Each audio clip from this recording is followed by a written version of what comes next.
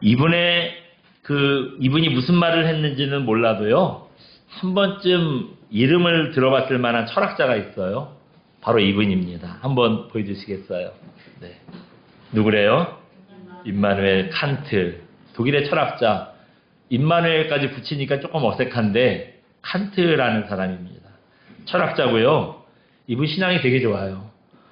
이름을 임마누엘이라고, 하나님 우리와 함께 하신다는 그 임마누엘이라고 지은 걸 보니 부모님의 신앙도 좋았던 것 같고, 또 그 신앙을 잘 이어받아 칸트도 신앙이 좋고 평생을 거룩하게 산 분으로 유명한 그런 분입니다. 근데 칸트가 유명한 건 거룩한 신앙 때문이 아니라 뛰어난 철학 때문이잖아요. 그래서 칸트 하면 우리가 무슨 얘기 해야겠어요?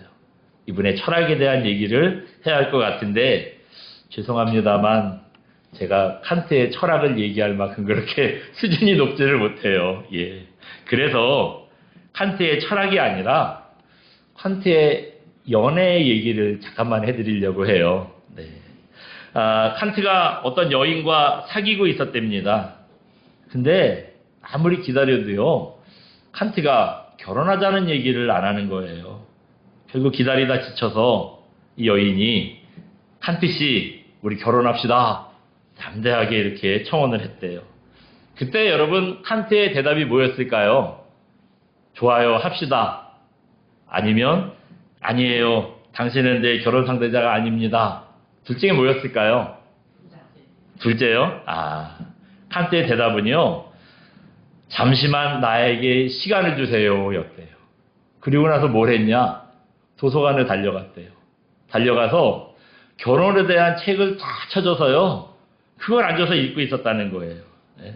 그래서 그 여러 간의 책을 읽으면서 결혼을 해야 될 이유와 결혼을 하지 말아야 될 이유를 찾았다는 거예요. 결론은 뭐냐? 결혼을 하는 게 좋다 하는 이유가 결혼하는 거는 안 좋다라는 이유보다 4개 더 많았대요. 결혼해야 되는 게 그 이유, 결혼해야 될 이유가 4개 더 많으니까 결혼해도 되잖아요. 그래서 이제 여자친구의 집을 이제 찾아갑니다. 달려가서 이 벨을 눌렀더니요, 여자친구 아버지가 나왔대요. 그리고 이렇게 얘기했대요. 자네 왜 이제 왔나? 우리 애는 벌써 다른 남자와 결혼해서 애가 둘이나 있다네. 그랬다는 거예요. 칸트가 책 보고 결혼을 연구한 게요, 자그마치 7년이었대요. 네? 놀랍게도 이게 실화입니다. 실화래요. 칸트에 대해서 찾아보면은 이 얘기가 꼭 나와요. 세상에 이런 벽창호 같은 사람이 어디 있어요? 어떤 여자가 칸트랑 결혼하고 싶겠어요?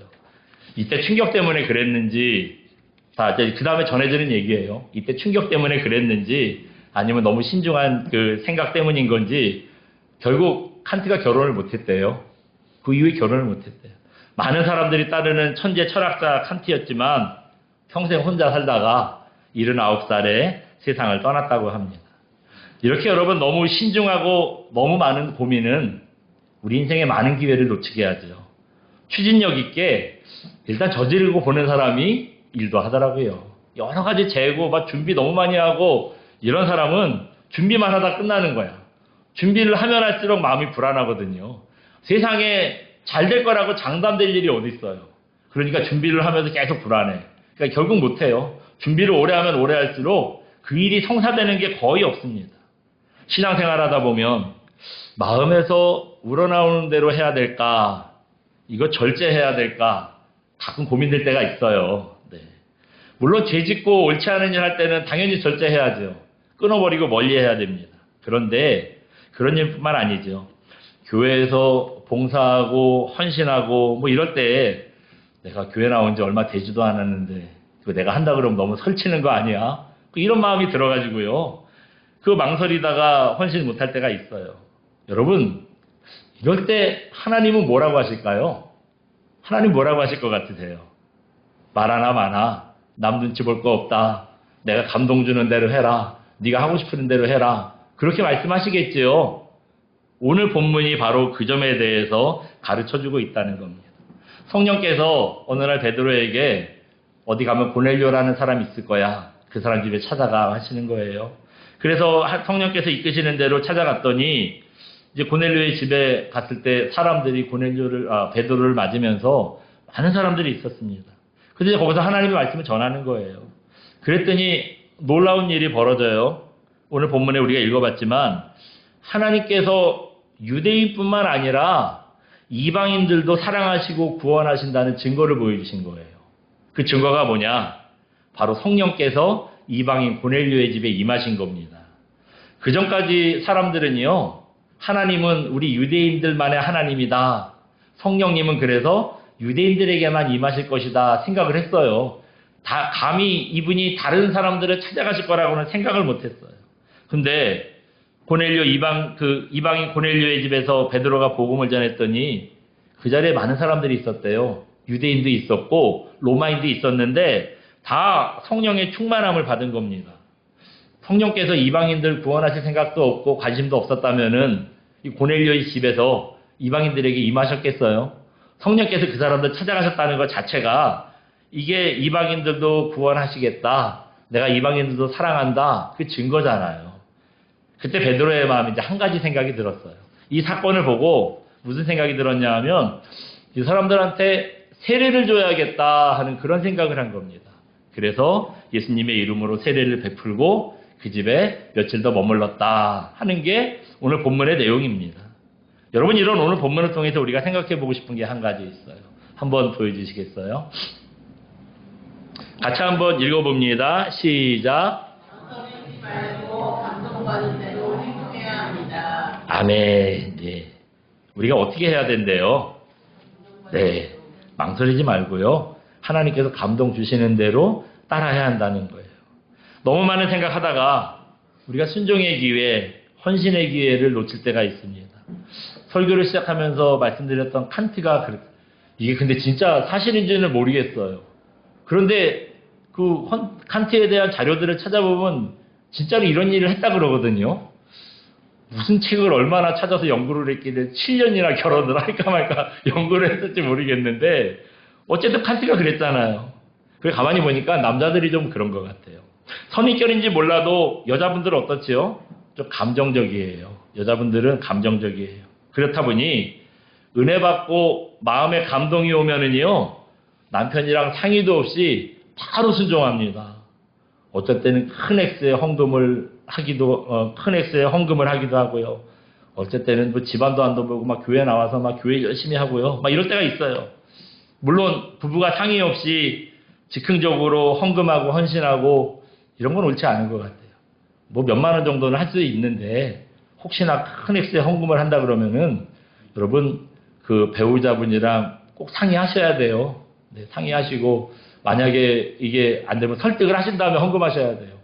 목회를 하다 보면 이제는 이제 그런 사람들이 잘 없는데 예전에 보면은요 아내가 막 몇백만 원을 헌금했는데 남편이 그 얘기를 듣고요 교회를 다니는 분인데도 불구하고 목사님한테 따지러 와가지고 그 헌금하고 헌신하고 싸우면 안 되잖아요. 그러니까 목사님이 다시 돌려줍시다 그래가지고 돌려주는 경우도 진짜 있었대요. 그랬다는 거예요. 이게 하나님의 영광 가리고 부부 사이도 나빠지고 하나님께서 그런 일을 기뻐하시겠어요? 여러분 그런 일이 있을 때에는 부부간에 상의를 하신 다음에 꼭 하셔야 됩니다. 그 상의 무조건 인간적으로 상의만 하지 마시고 기도하셔야 돼요. 나에게 그런 감동을 받았다면 남편에게도 그런 감동 달라고. 혹시 남편은 받았는데 아내가 못 받았으면 아내에게도 그런 감동 달라고 기도하신 다음에 서로 합의하시고 하셔야 됩니다. 이게 뭐 하나님께서 그렇게 한편이 너무 뜨거워서 혼자 막 앞으로 달려가는 건 옳지 않지만 여러분 그 열정만은 우리가 또 높이 사야 하잖아요. 그걸 귀하게 볼 수 있어야 되잖아요. 여자들이 좀 이런 편인데 남자들은 어떻지요? 좀 냉정해요. 현실적이고 이성적이에요. 그러다 보니까 마음이 뜨거워지고 감동이 오기도 하는데 그 다음에 어떻죠? 감동이 온 건 온 거고 또 계산기는 계산기대로 두드려 봐야 되는 거예요. 이게 대부분의 남자들입니다. 이런 냉정한 마음이 가정을 지키기도 하지만 때로는 헌신의 기회, 축복의 기회를 빼앗아 버리기도 하죠. 오늘 본문에 베드로 보시면 이렇게 마음에 감동이 왔을 때 베드로는 어떻게 했을까요? 우리 47절 한번 읽어볼까요? 같이 47절 봅니다. 시작. 이에 베드로가 이르되 이 사람들이 우리와 함께 성령을 받았으니 누가 능히 물로 세례 베품을 그 말이요 하고 아멘. 지금 고넬료의 집이 우리 44절부터 계속 읽어봤는데 44절부터 46절부터까지 보시면은요 난리가 났어요. 이 고넬료의 집에 여기저기서 막 방언이 터지고 하나님을 찬양하고 성령의 은혜로요 지금 막 집안이 들썩들썩합니다. 그때 베드로가 그 상황에서 내가 세례를 줘야겠구나 감동이 온 거예요. 그래서 하는 말이 뭐예요? 성령 세례도 받았는데 물로 세례를 주는 걸 누가 맡겠냐 이렇게 얘기하고요 세례를 줍니다.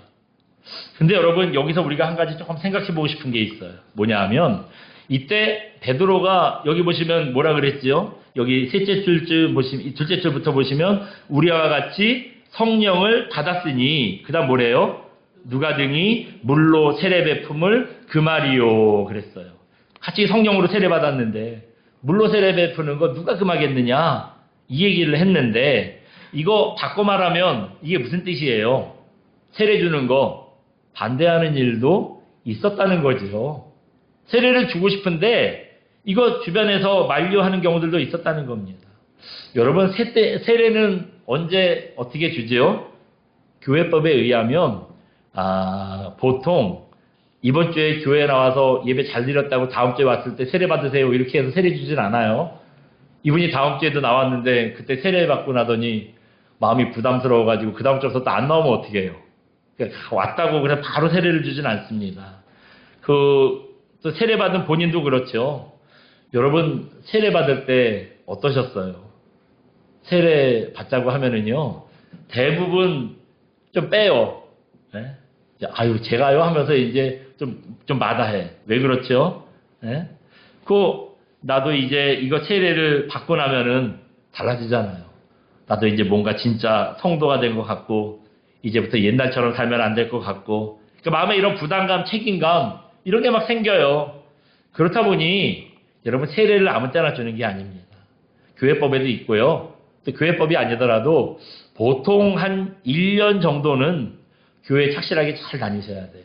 교회 착실하게 잘 다닌 후에 교회만 잘 다닌다고 세례를 주는 게 아니라 세례받기 위해서 공부도 합니다. 몇 주 정도 공부를 해요. 그 다음에 세례 교육을 한 후에 세례를 주는 거예요. 여러분 초대교회 때도 그랬어요. 초대교회 때도 무턱대고 세례 주지 않았습니다. 이 사람이 정말 신앙이 생겼는지 앞으로 신앙생활 꾸준히 할 건지 어느 정도 지켜보는 거예요. 1년을 두고 지켜봤다고는 기록에는 없지만 아무튼 꽤 오랜 시간 기다려줍니다. 지켜보다가 세례를 주는 거예요. 무엇보다 여러분 이 고넬료가 또 이 고넬료의 집안에 있던 사람들이 다 어느 나라 사람들이에요? 로마인이라 그랬어요. 로마인. 이방인이에요. 그러니까 이스라엘 사람들은 자기네 이스라엘 사람들 아니면 다 이방인이래. 다 잘못된 사람이라고 생각을 해요. 잘못된 선민의식에 빠져 있는 거죠. 어쨌든 그런 생각의 기준으로 본다면 아무리 로마 제국의 사람들이라고 해도요. 유대인들이 볼 때에는 쟤들은 이방인이야. 그거 이상도 이하도 아닌 거예요. 이방인에게 세례를 줘도 되나? 고민을 하는 거죠. 교회는 교회의 질서를 위해서 이방인에게 세례 주는 거 고민 많이 했거든요. 정작 근데 베드로는 어때요? 교회 지도자라는 베드로는 이런 일로 고민하지 않습니다. 여러분 지금 내용에서 보셨잖아요. 이방인들에게 성령께서 임하셔서 막 방언이 터지고 하나님을 찬양하고 막 난리가 났어요. 우리가 하나님을 찬양한다 그러는 거 당연하게 한 문구 나왔으니까 생각하는 건데 여러분 믿음이 없는데 하나님을 찬양할 수 있을까요? 당신은 사랑받기 위해 태어난 사람 그거 세상 사람들이 많이 불러요. 근데 세상 사람들은 가사를 조금 바꿔서 불러요. 왜 그렇죠? 교회 냄새가 풍기면 싫어해. 안 해. 그러니까 이거 태초부터 시작된 하나님의 사랑을 이거를 뭐라 그러죠? 세상에서 부를 때는 무슨 우리들의 어쩌고 이런 식으로 바꿔요. 하나님의 이름을 싹 감추는 거야. 여러분 세상 사람들이 하나님을 아버지로 고백하는 거 하나님을 노래처럼 찬양하는 거 쉽지 않아요. 믿음이 없다면 이거 절대 못합니다. 그러니까 하나님을 찬양했다는 건 놀라운 일이에요. 근데 지금 난리가 났잖아요. 막 그렇게 무슨 방언이 터지고 하나님 찬양하고 집에 난리가 났는데 세례 주는 게 무슨 문제가 되겠어요. 베드로가 그래서 성령께서 마음에 감동을 주신 대로 세례 줬습니다. 그리고 이렇게 베드로는요, 하나님께서 어떤 생각을 주실 때 그거 망설이지 않아요. 바로 실행합니다. 지금 믿음이 생기고 베드로가 이러는데 예수님 계실 때에도 여러분 제일 엉뚱하고 그냥 그 앞뒤 없이 행동하고 그런 사람이 베드로였잖아요. 그러니까 성령께서 임하시고 나서도 베드로가 좀 그런 면이 있었나 봐. 그래가지고 막 예수님 물 위를 걸을 때 나도 따라서 걷게 해주세요 막 그러고 아무도 안 나서는데 거기서 막 물 위를 뛰어들고 그러잖아요. 그러니까 이런 성격이 그때도 이어졌나 봐. 그래서 아무튼 이 감동 주시는 대로 베드로는요 즉시 순종합니다. 이게 베드로의 장점이에요. 하나님께서 우리에게 원하시는 모습도 이런 모습 아니겠습니까? 감동을 주시면 감동 주시는 대로 이것저것 재는 게 아니에요. 그냥 망설이지 않고 순종하는 겁니다. 기도해야겠다. 감동 주시면 우린 그 다음에 무슨 생각을 해요? 이번 주 금요 기도회 때부터 기도해야겠다. 그렇게 생각을 해요. 근데 그때까지 기다리실 필요 없어요. 그 자리에서 즉시 기도하는 겁니다. 또 헌신해라. 감동 주시면 내가 이거 헌신한다고 나서면 어떻게 생각할까? 남 눈치 볼 거 없어요. 망설일 거 없습니다. 그냥 즉시 내가 그 일 하면 되는 거예요. 근데 이런 일이 즉흥적인 일이랑은 조금 달라요. 우리가 여러분 즉흥적인 것이나 또 성령님의 그 감동으로 하는 것이나 겉으로 볼 때 둘 다 어떻지요? 똑같은 것 같아요. 어떤 면에서 똑같냐 하면 계획하지 않았던 거, 또 준비되지 않았던 거 이런 걸 한다는 점에서는 뭐 내가 그냥 내가 하는 거 즉흥적으로 하는 거 성령께서 감동을 주시는 거 똑같아 보입니다. 근데 엄연히 차이가 있어요. 이 둘의 차이가 있어요. 뭐냐 하면 그 생각의 주체가 누구냐 하는 거예요. 내가 즉흥적으로 하는 일은 누구의 생각대로 하는 거죠? 내 생각대로 하는 거예요. 내 기분에 따라서 내 생각에 따라서 하는 거예요. 근데 성령의 감동이 오는 건 그렇지 않습니다.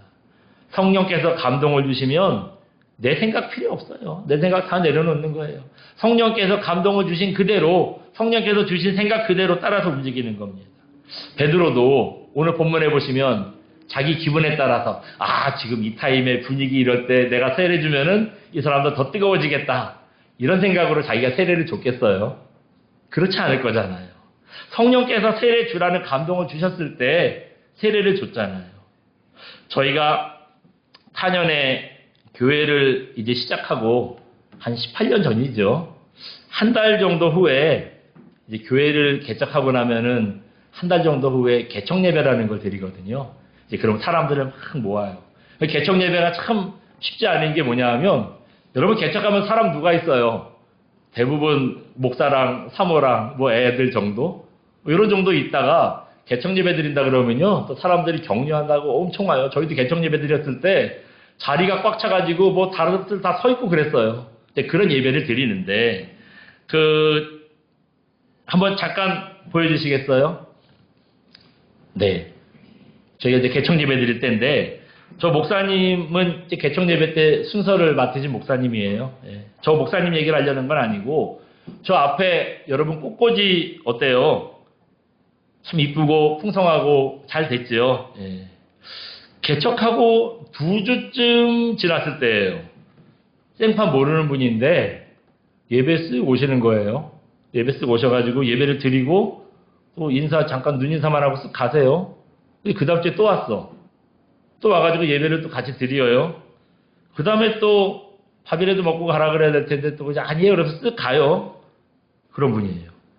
그러더니 이제 개척 예배 드리기 전날 교회에 오셨어요. 막 청소하고 막 준비한다고 막 번잡하게 있는데 교회에 불쑥 오신 거예요. 그래서 하는 말이 내일 개척 예배인데 꽃꽂이 해도 돼요? 물어보시는 거예요. 꽃을 이만큼 사왔어요. 저 꽃을 사와가지고 그 꽃을 앞에 놓고 꽃꽂이 해도 돼요 하는데 하지 마세요. 어떻게 그래요? 하시라고 했죠. 했어요.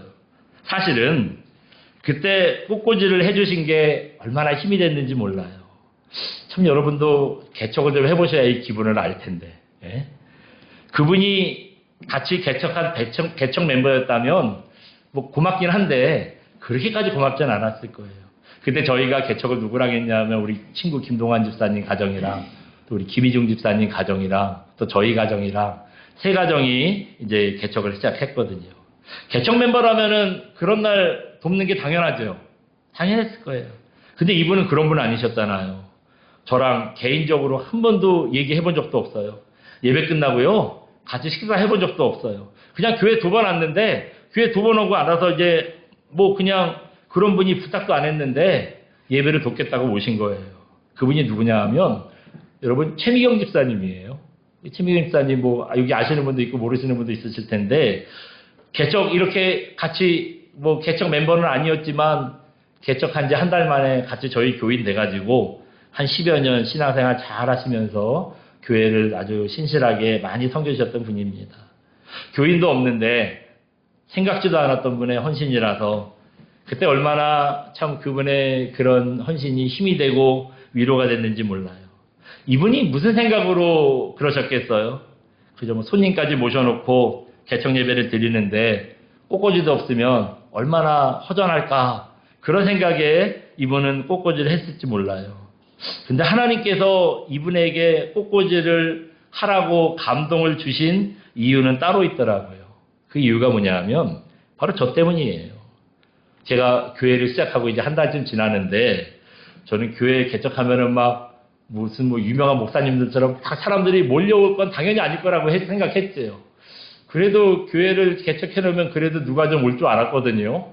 나가서 전도도 열심히 하고 하는데 안 돼요. 쉽지 않더라고요. 네. 그런데 그래서 참 그 사람도 안 모이고 그럼 이제 어떻게 해야 되나? 뭐 기도는 당연히 하죠. 뭐 답답하고 암담한 거예요.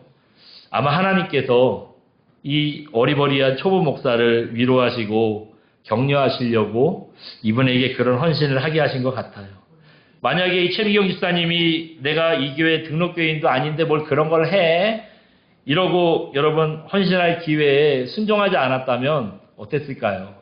물론 제가 그랬다고 해서 한 1년 만에 교회를 접진 않았을 거예요. 그렇진 않았을 겁니다. 그랬지만 그때보다 훨씬 힘든 시간 보냈을 거예요. 그건 분명해요. 아마 힘든 시간 보냈을 거예요.